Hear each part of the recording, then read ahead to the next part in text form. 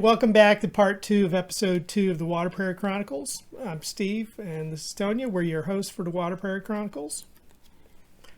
And if you saw the first part of the episode, you'll remember that our daughter Emily is being interviewed. And just as a reminder, she's a college student. She has conditions of nystagmus, albinism, high myopia. And so, in other words, she is dealing with low vision. So the first part covered questions about her diagnosis as an infant. She and I both shared some information there. She talked about what it was like growing up with low vision, her interactions with other students, and just how she felt about it herself when she was first aware of it. Some of those things that when she was an infant, I'd love to have known. So I'm hoping this is helping some of you who have children with low vision or nystagmus or albinism, or even other issues or non-issues at all that you just want to understand how kids think. It might give you a little glimpse there. And then she also shared about a business that she started when she was 12. So if you missed that one, go back and find part 1. You can listen to them in any order that you want. So you can finish listening to this one, then go back and find part 1. But we thought it was pretty interesting. So this episode is going to pick up where she dropped off, and she's talking about accommodations for students with low vision.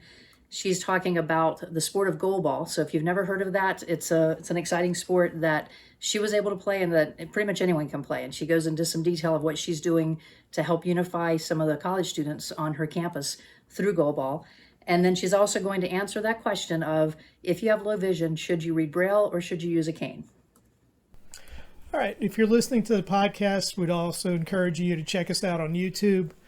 Like Tonya said, you'll see some pictures of what Emily is talking about. It'll put things into a little better context for you. You can find our YouTube channel on from our Linktree site, linktr.ee/Water Prairie. So enjoy the episode.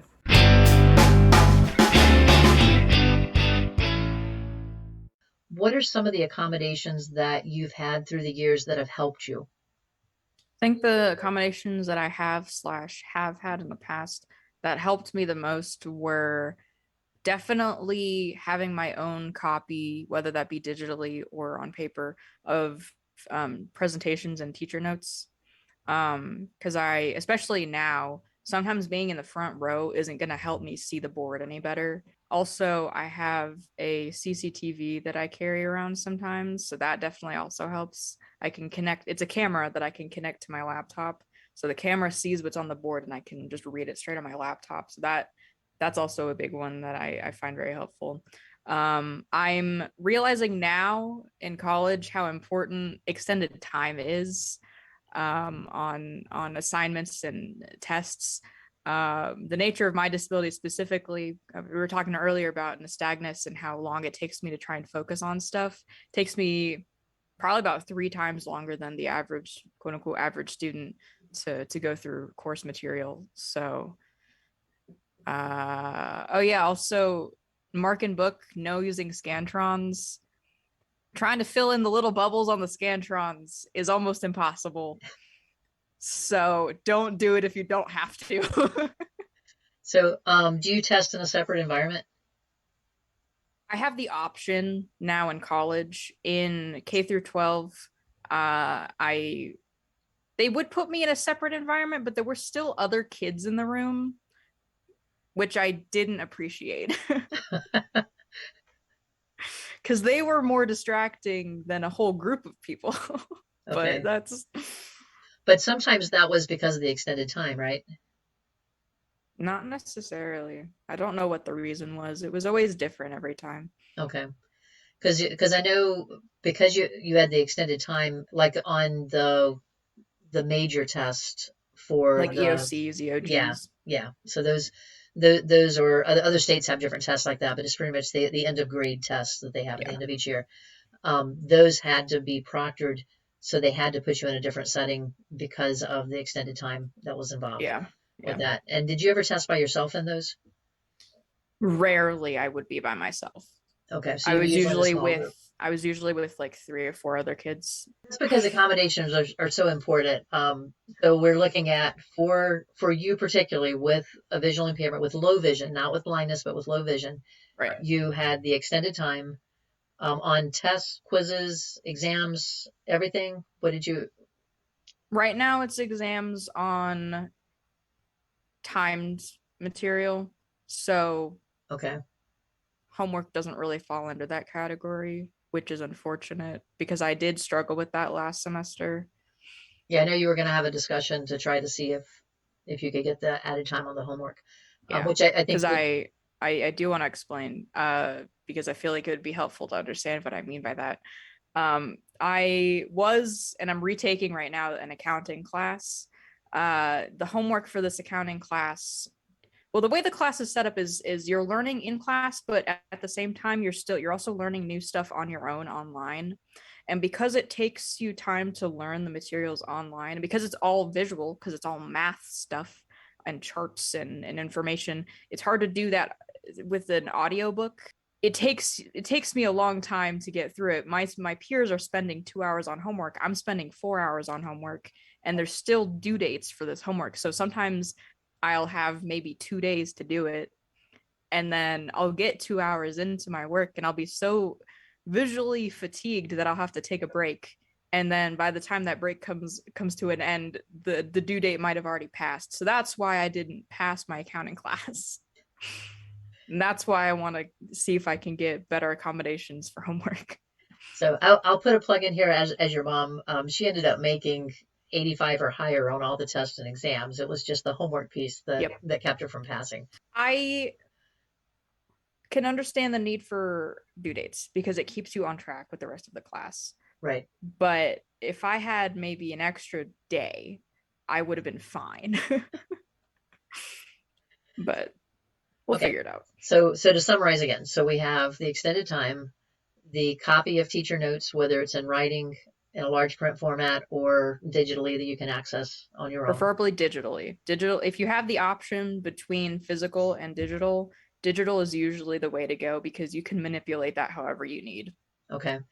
Um, you didn't mention it, but when you were younger, you had preferential seating where you could sit closer to where the teacher was working. Would Right. you put that in a child's IEP? I would definitely put that in a kid's IEP. Okay. And then, On pretty much any disability, I think that would fit really well because well, you don't have to use it if you don't want to, right. which Well, is which is and I great. think that's important for parents to understand is that just because it's there doesn't mean that you're going to use it. I do know in grade school, though, if you don't, when you're on an IEP, if you're not using an accommodation that's there, eventually it's going to be taken off the table. Well, now you're using technology. Yeah. So, When I before the iPad, I didn't use technology at all. okay. But once you had it, that was in your IEP as well. Yes. So we're going to have someone coming on in the next couple of months who's going to talk a lot about the IEP process with us, which will be helpful. But I thought They'll probably be better at explaining accommodations probably say, than me. I'm looking I'm forward to just that one. familiar with the ones that I use, so I can't Yeah, really speak for accommodations as a whole. right. But for visual impairment, it will at least give an idea, especially for those parents that are just entering into the school system now and having to It'll think get about you this. somewhere to get started with. Right, because I know I had no idea. I was relying on the teachers to tell me, and the schools that you were in, you never were in a school that had another visually impaired child. No. So we were Every learning, place that we moved, every school that we switched to, we had to reteach everybody. yes, And we were still learning ourselves. yes, we were. So that was kind of a mess. And that, So but hopefully this blows up so other people don't have to go through what we did. well, this is kind of the whole idea behind this is, Yeah. you and your brother are in college now. I hope that we've learned a lot through these years. You both made it to college, so we did something Yep. right to get you there. Yep. So it's just a matter of can we help some other families get to that point without as much stress Yes. along the way. So I know we've met a few families who also refuse to acknowledge that their kid has a disability, which is really unfortunate because I don't want to see anybody fail because of that situation because everybody is capable of doing whatever they want. I really don't want to see anybody be prevented from pursuing their dreams because of something somebody else says or thinks about them. right. So some of the resources that have been part of your development, I don't know if I know when you were young, you don't know what those resources were, No. but since you've been, say, in high school, what are some of the resources that you've plugged into that have helped you, like organizations or tools? See, I also don't know the answer to that question Okay, because I so know they're there, but I can't think of any of it because it just kind of happened. right, so you're in North Carolina, and when Yes. you turn 14 in North Carolina, if you're visually impaired, you can be connected to the Division of Services for the Blind, referred to as DSB. I did And mention that before so, for people who and are to get confused. involved with that, if you're in North Carolina and in your state, there may be something else. If you're tuning in from another state, but at the age of 14, you can be referred by a teacher, by a parent, and I believe you can even refer yourself. Um, I would hope so. so, so it doesn't have to be something that the school has to agree with you on.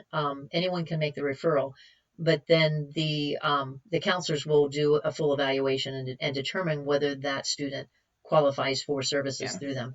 I would Um, say I was going to say that their rules in terms of who they provide services for is different than how the school determines the school system determines if you need accommodations, which I really appreciate because I'm low vision, I'm not blind. I've always been on the fence between not receiving services and receiving services. My vision always had to be quote unquote bad enough to be provided for. I wish they had they would include nystagmus as part of my acuity. They only went based off of numbers. So the DSB takes more into consideration, which I really appreciate because now I can see really well according to paper and they'll still provide services for me right. because they understand that I have other factors going into my disability. Well, right, because with nystagmus, the condition of the eye is one thing, the movement of the eye adds to that, so Yep. it does make a difference. And then with the albinism too, the lighting in the room makes a big difference of whether it's too Yes. bright or too dark for you. Yeah. So probably not often that it's too dark, but but being bright, Honestly, I would prefer it darker than brighter. right? Which is more of a recent thing too. I've noticed either I'm noticing it more or I actually am just more photophobic than I was growing up. So that's fun. I think you've become more aware of it as you've gotten older, because Probably. you didn't really respond to pain or anything when you were younger. No. So, all right, so let's move into the real reason that I wanted you to come on the show today. Finally, we're getting to the good stuff. The reason I really wanted to have you come on here is because of something that you're doing with a sport that you've really been passionate about the last Yes. quite a few years, and that's goalball. Almost a decade now, probably. So even whenever I say goalball, it doesn't really sound right because no one's seen it. So I'm going to, for our YouTube Put a thing on the viewers, screen. I'm going to put the word up there. For those of you that are listening, I'll put it in the show notes so you can see how we're spelling it. But well, first of all, I want to clarify this part because I never know because it never shows up in the dictionary. Is it goal ball, two separate words, or is it all one word? It is one word. It is one word. Okay, so I been didn't spelling know it that wrong. for a long time either. But now that we'll talk about this later, now that I'm more immersed in the goalball world, I know what it is. All right, so what is goalball?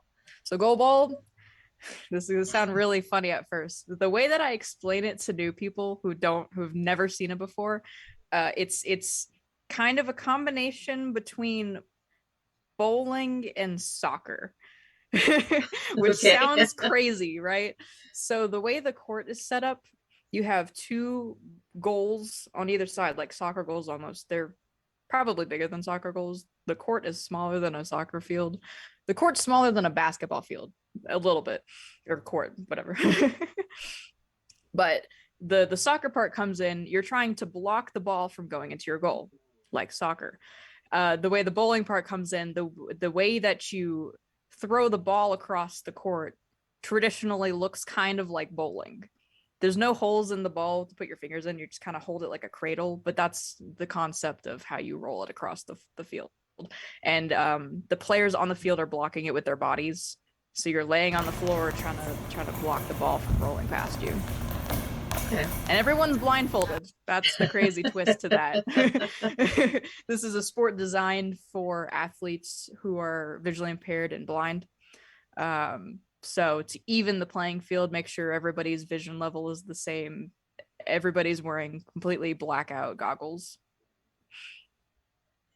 And this is a Paralympic sport, correct? It is. Yes. They play it at the Paralympics, which usually airs on TV the week after the Olympics ends. They play in the same facilities, so they get the same experience, which is great. Nice. Is there a world championship every year? I think so. I'm not super familiar with the like more professional levels of goalball aside from recreational and the Olympics. I don't know what's in between those two. There are some in between, yes. Because I play that. recreationally. I don't play competitively. Okay. So how did you get involved with goalball? I think it came up in one of the low vision blind camps that I went to as a kid. That was probably the first time that I had ever played it. It might have been Bell program, actually, which is one of the day camps, summer camps that I went to. I think that was your first camp. School. Yeah, it was. And I went, I think, a year past the age limit, but that's fine. I was like a semi volunteer at that point. I forgot about that, but you're right, you were. Yep. So there was another girl there too who was doing the same thing because I think her mom was a volunteer, but that's a different story. So you first found out about it then, but then you got involved with the Avengers you mentioned earlier. So tell me about the Avengers. So the Avengers was our team name. We were a recreational goalball team. I think we only went to like one official competition together, but we were mostly competing against each other and players college level people who had never played the game. So it wasn't it was more for our benefit, I guess. But I don't remember how many people it started with, but we definitely had enough to play multiple games, different matchups, but it kind of dwindled down at the end, and we finished with like 4 people maybe. But so I did that for, we'll say, 6 or 7 years. The I know that you said that it's for the visually impaired and blind, but recreationally, who can play? Recreationally, anybody can play. Because I'd mentioned before that everybody wears blackout goggles, so it doesn't matter how much or how little you can see. When you're playing, everybody can see, quote unquote, see the same thing, which is nothing. So, but how do you know when to block the ball? So the ball has bells in it. So when it's rolling at you at hyperspeed across the court, you can hear it barreling towards you, so that you know when to block. Yeah. I over exaggerate those, but sometimes it feels scary whenever you've played it you're playing it for the first time. You've never been blindfolded trying to block a moving object. So have you ever been hit by the ball, like to hurt? I don't think so. Maybe once, but that was because I didn't block correctly. Because if you do it wrong, then yeah, you could get hurt. But if you're doing it the right way, then it's pretty hard to get hurt in this game. So I know that you really enjoyed the sport, and you've kind of missed it since you finished with the Avengers. So what are you doing at your college to start a program? I know you're doing something there, but see, you already know what's happening. I know it's like you're like trying to ask me this question about this thing that you don't know if it exists, but you know it exists. So for the viewers, since finishing with the Avengers, I've been trying to figure out how can I play goalball again, because I really missed it. And then whenever I went to tour campuses for college, they were talking about, if you want to start your own club, and you can go through the process to get that started. And I was like, what if I could start a goalball club at my college? That could be cool. I could play goalball again, and I could expose people to the world of disabilities. Win-win. So I decided, well, unfortunately, I was going to do it earlier, but then COVID decided that we can't do indoor sports. So that kind of ruined my plans a little bit for a while. So last semester, I reached out to the SRC, which is the student rec center on our campus, and said, "Hey, I know of this sport that I love to play. I know how to play. I can teach people how to play. Can we bring this sport to this college?" And they were so excited whenever I talked about it. So we met up in person together. We talked a little bit more about what would go into setting this up, and I'm on payroll now. So that's cool. I was going into this expecting to volunteer, but they're like, "Yeah, we'll get you on payroll." So that's fun. And then, so right now we're kind of in the middle of setting it up still. I've like set up the rules for them. They're a little bit modified because it's recreational. We don't need to be super strict on the rules, but I think we still need to order the equipment, but I think by the end of this semester we'll have a league up and running for students to play. So is it going to start this semester? I hope so. We don't have like an official timeline. We're in the middle of switching directors. Someone's listening to this and they're in college. What suggestions do you have for them of trying to get it started in their school? Honestly, just send an email to your rec center if you have one, or just anybody, even just like even a club. Like if you're really excited about getting this Goalball brought to your school, or even any new sport. I know, like I think we had talked about maybe bringing beep kickball in a couple years as well. So any sport that you can think of, if you really want to bring it to your school, just send an email to somebody and you can get that started pretty easily. Hopefully. You might have to, we did have to go through some grant applications to get the funding for it, but that's minor details. So do you have the funding already? We do, yes. Okay, so it was a pretty quick turnaround because you did that in the fall. It took maybe a month to get that figured out. Okay, so the fund's there. You just need the school leadership back in place with the change in the job. Yes. And then you'll be going, okay, so it should happen this year. Yeah. So absolutely. how are you going to get students involved in it? This semester I'm planning on setting up a club that's separate from the sports, and hopefully we can get people to tell people about it, word of mouth advertising. So I could see a benefit with this, not only any students on campus that may have a visual impairment, whether they know about Goalball from their childhood or not, would benefit from this. But then you also have students who are studying to work in special education or an adaptive PE, things like that, or even just PE majors or kinesiology majors. Anyone in that area, it would be a benefit for them to be aware of and being able to participate in a sport that's part of the Paralympics. Yeah. And this is an easy if one. There's, especially too, I've seen one person on campus who I know is blind because I've seen her guide dog. a little bit of a giveaway. I wish I had talked to her last year, but I didn't because she lived in my building. Oh no. I'm hoping this will also get our low vision blind community on campus together. Because you're in a large school too. I am. So there has to be more than just me.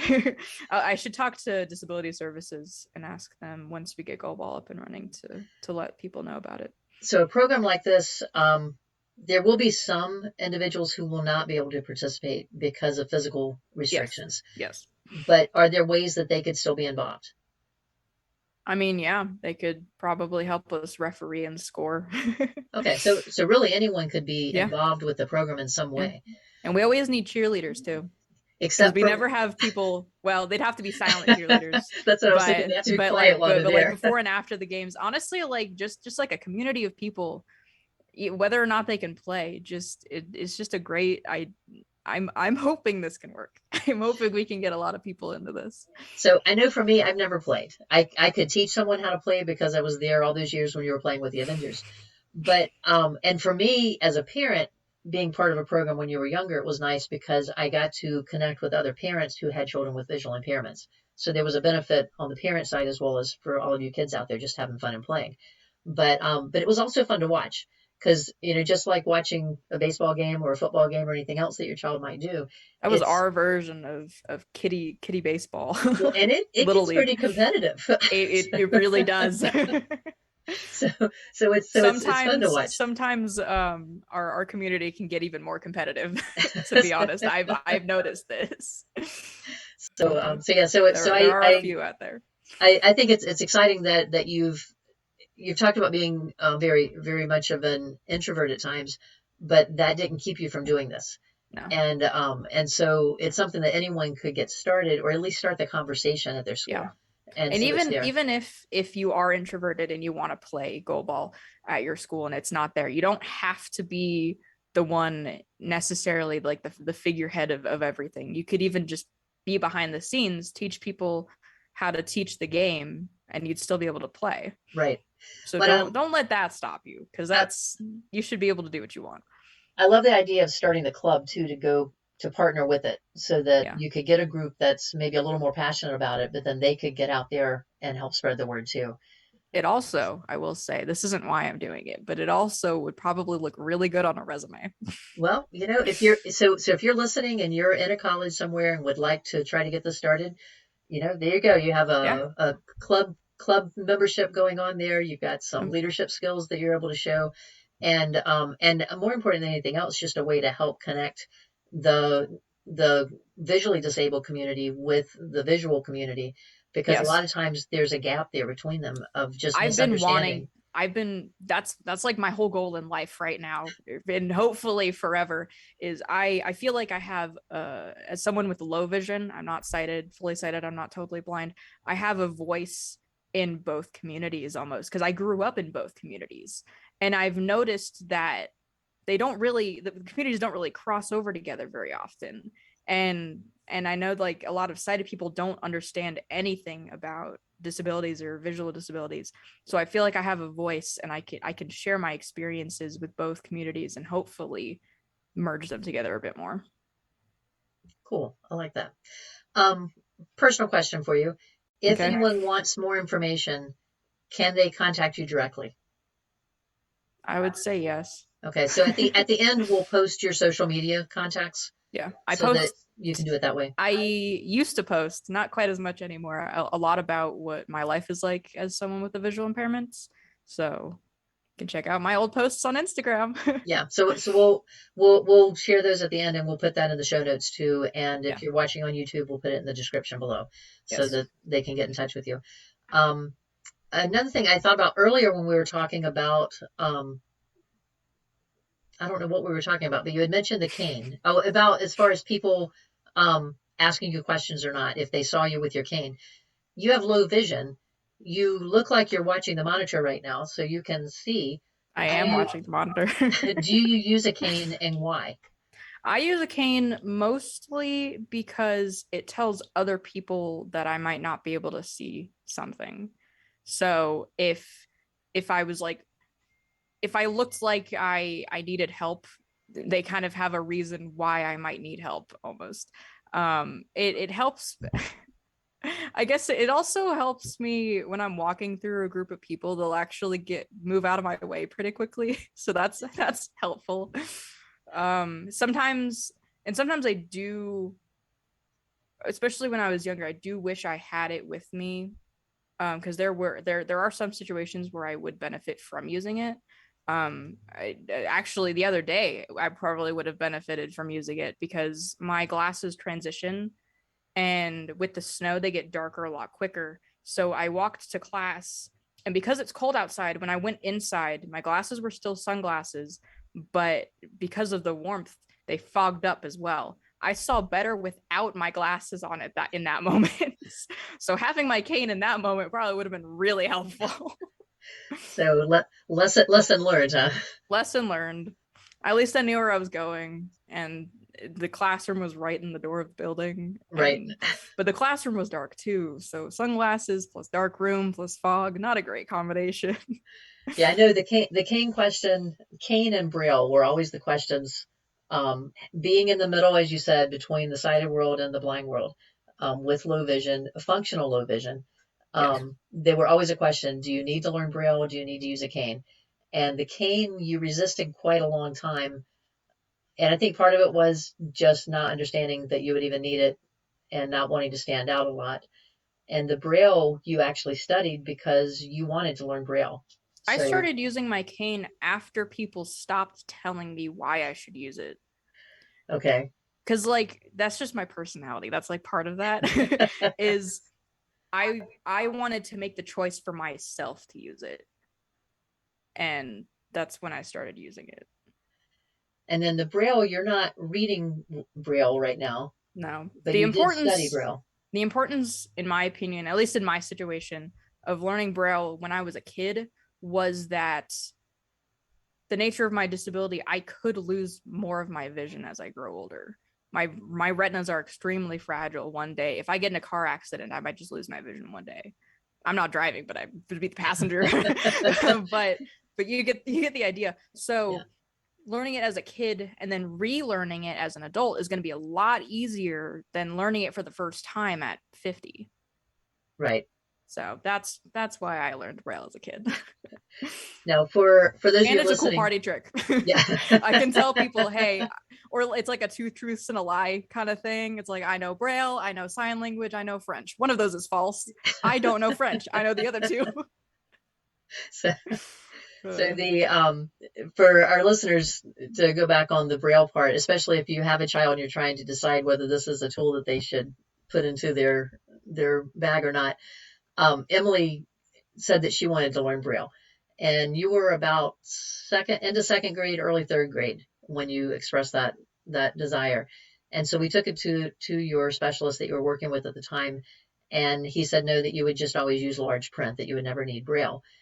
And so he's speaking like as if he was my ophthalmologist. Yeah, you were pretty adamant about it. And our feeling was, I did a little bit of research and saw that the area of the brain that communicates visually also is the part that communicates tactily.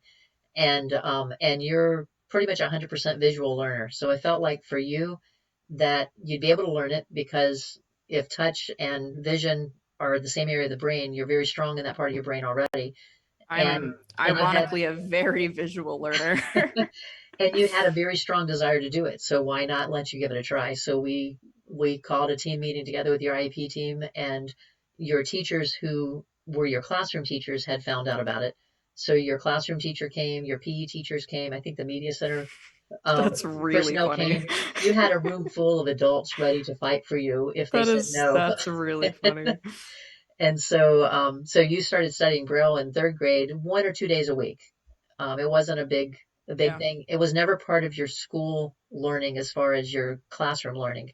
But it was. I did get taken out of some classes to go to it, but yeah, and I know there were times that you were a little frustrated that they would take you out of a classroom time instead of a PE class. There was 2 times where you were subbing my class and I had to leave that class. So I didn't get to have you as a sub until middle school.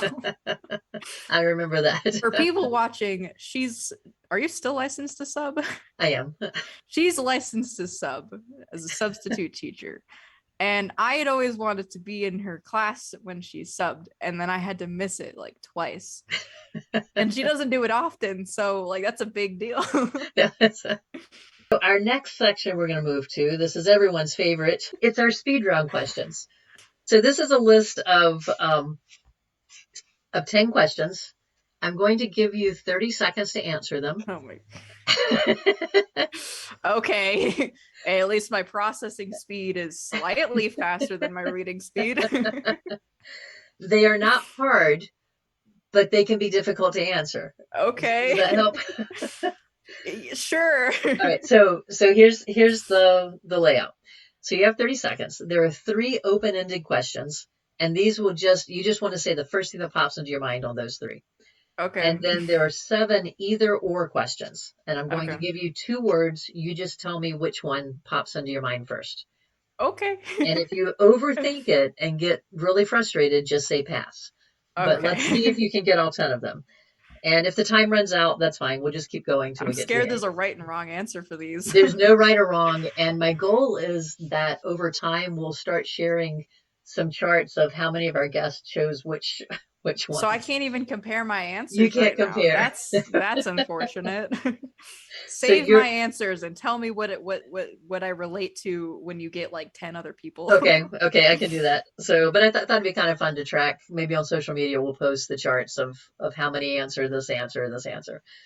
All right, are we ready? Yes. Okay, so let me get the timer set up here and the right card. So the first three open-ended. You ready? You're not going to ask Favorite them all color? at once, right? Oh, red. Last book that you read? The Bible. Favorite holiday? Thanksgiving or Christmas. Cake or Both ice because cream? of family. Cake or ice cream? Ice cream. Batman or Superman? Pass. Ocean or mountains? Mountains. Winter or summer? Winter. Watch a movie or read a book? Pass. Harry Potter or Lord of the Rings? Harry Potter. Twitter or Instagram? Instagram. Well, I appreciate you coming on and taking time out of your study schedule and your streaming schedule to be part of I'm this. streaming later. I think our listeners are going to enjoy hearing your story, and I'm really hoping that some of the college kids that hear this will take your challenge and go out and try to start a goalball program in their school. Yes. Well, I really want to know if anybody else successfully like gets that set up, because it would be really cool if one day our colleges could compete. I was thinking about that. If we That could could get be some, cool. I mean, you're in North Carolina, so you've got Tennessee, North Carolina, Virginia, South Carolina within reach. Other areas of the country, try to get connected if you can Absolutely get them going. If yeah, I could probably start like a whole social media thing for just colleges with goalball leagues. And then if there's enough of them, this is like down the road, like big thinking. If there's enough of them, then we could just have like one big community about goalball enthusiasts. Yeah, why not? That could be cool. And then we could like talk about our different leagues that we have going. I like that idea.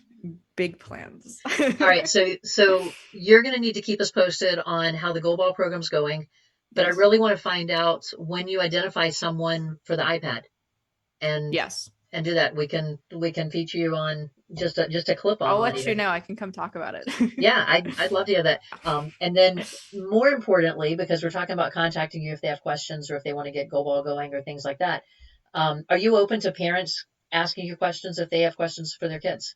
Absolutely. Okay. All right. So where can they find you on social media? So my Instagram is Emily Grace. Yes. So thank you. I appreciate you being on and being cooperative with being my first guest. That was exciting to be able to introduce my firstborn as my first guest.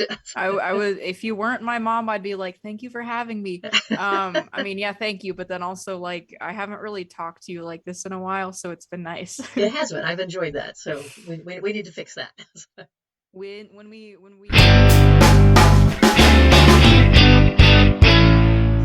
Thanks for listening again. If you want to learn more about goalball and the supplies that are needed, we're going to put some information in the show notes. And, you might have heard about goalball if you've watched the Paralympics at all. Goalball is a Paralympic sport, and, maybe you've seen something with the World Championships. It's an international sport, so there's a lot of interest beyond the United States for the sport. So, but within the United States, if you're interested in learning more about it to play it yourself, or if you have a child that wants to maybe see how far they can go, maybe they could be on the U.S. team sometime. The organization that oversees the goalball sport for the United States is the United States Association of Blind Athletes, and you can find them at usaba.org. And there's a lot of information there about all different types of Paralympic sports there. But this one in particular is there. And I believe I saw that there is blind soccer coming up at the next Paralympics. I may be wrong on that, but I know I'm hearing chatter about it. So we'll have to watch for that. Maybe we can find someone who's playing it to come tell us more about it at some point. That could be interesting. So just a few items. After Emily and I talked, I did a little bit of research, and she wasn't sure if there was just the Paralympics for the world stage or if there was more. And I found that the Paralympics, the first that I saw was 1976. And so it may have been before that, but the first record that I found was that year. And the men have won it 1 year that they won the gold, and that was in 1984. You're talking about the U.S. men. The U.S. men. But for the women, they've fared better. So the women have won the gold in the Paralympics in 1984, the same year the men did, but also as recently as 2008. So they have 2 championships in the Paralympics. And then I found that there is a world championship. I'm not sure how often it is. It looks like it might be every 4 years, but don't hold me to that. So check on the, actually, if you go to IBSA, that's the International Blind Sport Federation, they're the one that governs it. But I found that the first entry that I found that it was played was in 1978. But then I found that the men won in 1982. So that might have been the same men's group that won in 1984. I'm not sure. But the women also won in 1982 and 1986. So again, probably similar team members on that. And then they skipped ahead to 2002 and 2014. So the women have been doing quite well on the world stage with goalball. The men need to catch up here. So any athletes out there, start learning about goalball and see if maybe you can be on the next Paralympic team. If you enjoyed what you heard on part 2 and you missed part 1, please feel free to go back and listen to part 1. You'll learn more about Emily's story. You'll learn about her diagnosis as an infant with the low vision. And you'll hear some more of firsthand from her what it was like growing up with low vision. And lastly, you also hear a little more about the business that she started when she was 12 years old. And again, if you haven't heard us say this before, we're going to keep saying it for a while. We're trying to build our resource list to be nationwide, state by state. And we're starting to get a few suggestions coming in. So if you have a business that would benefit our parents who have children with disabilities, no matter what the disability is, contact us through the resource page. You can find our links for everything, whether you want to suggest a speaker to come on as a guest on the podcast, or if you want to suggest a resource or find any of our social media. Everything that I can think of is linked on our link tree. And to get there, you go to linktr.ee/Water Prairie. So WATERPRAIRIE. And so let us know. And if you have anyone that you think would benefit from this that hasn't heard of us yet, go ahead and send it out. Let them know. We're trying to get the word out to people because this is for you. We want it to be your site. We want it to be your podcast. And we can only do that if you feed us the information that you're looking for. So if there's something you want to know more about or you've learned that's helped you and you want to pass it on to someone else, come on as a guest. We'll be glad to give you the stage for a little bit and let you share what you've learned and what you know. Yeah, so just again as a reminder, if you're listening to the podcast, we also have a YouTube channel. You get to see a little more the pictures about what Emily's talking about and just kind of really bring to life what her experience has been. Again, our YouTube links at linktr.ee/Water Prairie. Stay tuned for next week for episode 3. Our other child's coming on, and he's going to be telling us about playing an NCAA sport with narcolepsy. He's going to share some other information about learning concerns and some of the accommodations that he's used, the same as Emily has done. And I think you'll find it interesting, even if you don't have any desire to play an NCAA sport, or maybe you only know a little bit about narcolepsy and want to learn more. I would encourage you to come and listen to it. Thanks for watching, and we'll see you next week.